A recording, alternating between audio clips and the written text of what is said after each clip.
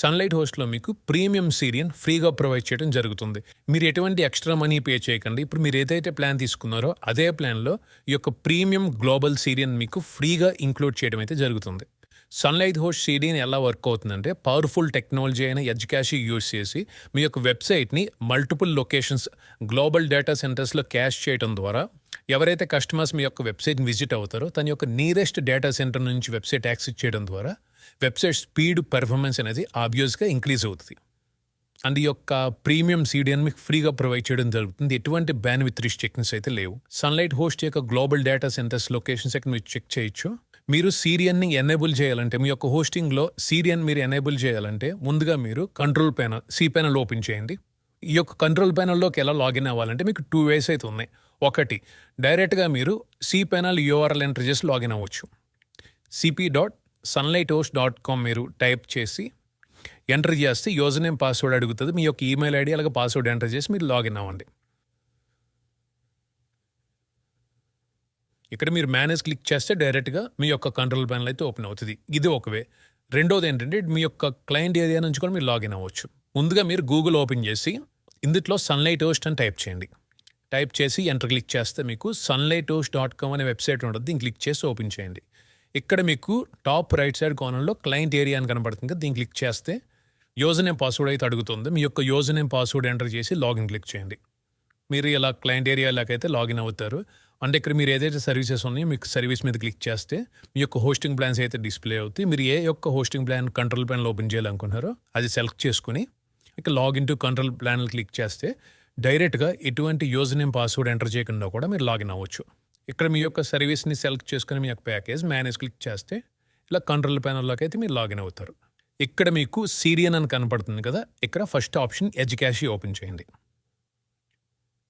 ఇక్కడ మీరు దీన్ని కనుక మీరు ఎనేబుల్ చేస్తే మీ యొక్క వెబ్సైట్ అనేది ఆటోమేటిక్గా multiple servers multiple global data సెంటర్స్లో ఆటోమేటిక్గా క్యాష్ అవుతుంది. ఇక్కడ మీరు చెక్ చేయొచ్చు. అండ్ మీరు కిందకి స్క్రోల్ చేస్తే కస్టమ్ క్యాష్ సెట్టింగ్స్ అయితే ఉంది. Image cache, CSS cache, JavaScript cache. How long should we store images at our edge, అంటే ఎంతసేపు స్టోర్ చేయాలి అంటే మీరు 1 day సెలెక్ట్ చేసుకుంటే 1 day తర్వాత ఆటోమేటిక్గా క్యాష్ క్లియర్ అయ్యి ఫ్రెష్ డేటా మళ్ళీ స్టోర్ అవుతుంది. అండ్ మీరు కిందకి స్క్రోల్ చేస్తే ఇక్కడ మీకు పర్జ్ క్యాష్ అని ఉంటుంది. దీని కనుక మీరు పర్జ్ చేస్తే మీ యొక్క ఏదైతే స్టోర్ అయిన క్యాష్ ఫైల్స్ ఉంటాయి చూసారు అవన్నిటిని క్లియర్ అయ్యి మళ్ళీ ఫ్రెష్ కంటెంట్ ఫ్రెష్ కాపీస్ అనేవి ఫెచ్ అవుతాయి. ఈ యొక్క సీడీఎన్ మీరు వద్దనుకుంటే కనుక మీరు ఆఫ్ చేసేయచ్చు. దీని కనుక మీరు ఆన్ చేస్తే మీ యొక్క వెబ్సైట్ పర్ఫార్మెన్స్లో ఖచ్చితంగా మీరు ఇంప్రూవ్మెంట్ అయితే చూస్తారు. అండ్ ఇంకొకటి డెవలప్మెంట్ మోడ్, ఇది చాలా ఇంపార్టెంట్. ఇప్పుడు మీరు క్యాష్ అనేది ఆన్ చేశారు, మీ వెబ్సైట్లో మీరు వర్క్ చేస్తున్నారు, వెబ్సైట్లో ఏదైనా కంటెంట్ మీరు అప్డేట్ చేశారు, కానీ అది మీకు ఒక్కొక్కసారి కనబడదు. మీరు అప్డేట్ చేసిన కంటెంట్ కనబడదు. ఎందుకంటే విజిటర్స్కి ఆల్రెడీ క్యాష్ అయిన ఫైల్స్ చూపించడం ద్వారా మీరు ఏదైతే ఫ్రెష్ కంటెంట్ అప్డేట్ చేశారో అది కనబడదు.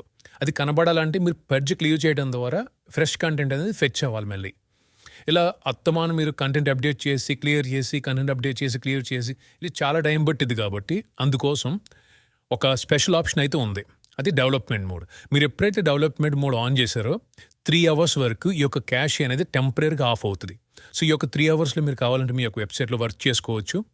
వన్స్ అది ఆటోమేటిక్ మీరు కావాలంటే ఆఫ్ చేయొచ్చు, లేదంటే కనుక ఆటోమేటిక్గా 3 hours తర్వాత మళ్ళీ ఎనేబుల్ అవుతుంది.